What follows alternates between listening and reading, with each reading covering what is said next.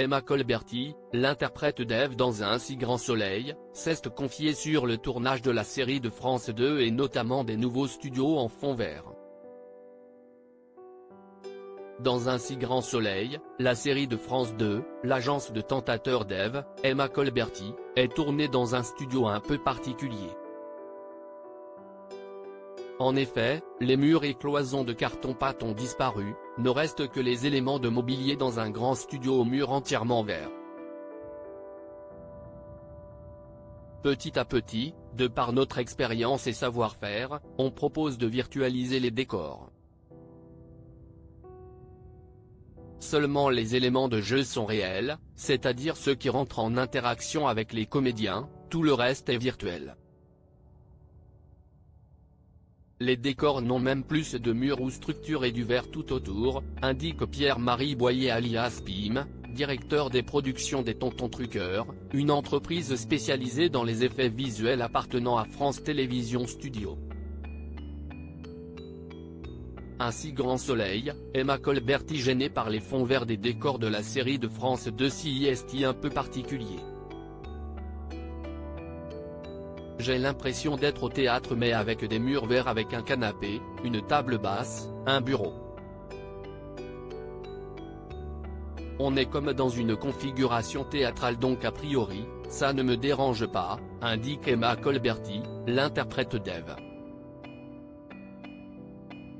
Ce qui m'embête un peu parfois, CIST qu'à la longue, mes yeux sont rouges et j'ai la tête comme dans un étau. Je pense que CIST la couleur qui fait ça. Le deuxième inconvénient est qu'il y a beaucoup de réajustements entre les prises.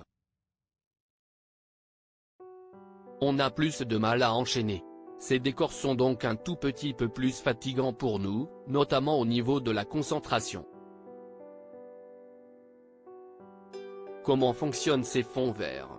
Ces nouveaux décors permettent d'utiliser une technologie révolutionnaire. Les images 3D de l'agence de tentateurs sont ajoutées en temps réel par celui que l'on nomme un opérateur prévisualisation on-set, sur plateau, depuis son petit studio à roulettes. Dans les studios, nous avons installé des petits capteurs au plafond, qui traquent les caméras à chaque instant pour connaître leur position dans l'espace, explique Pierre-Marie Boyer.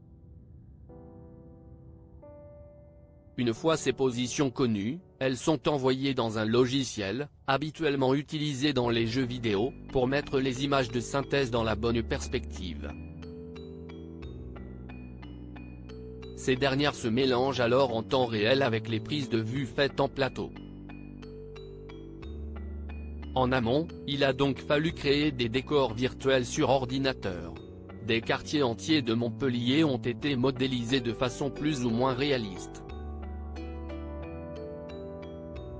Ainsi, on retrouve à l'écran le quartier Antigone, conçu par l'architecte espagnol Ricardo Bofill, le quartier Port-Marianne et une partie du centre historique l'Écusson. En septembre prochain, certains de ces fonds verts seront remplacés par des écrans LED géants où sera envoyée directement la 3D.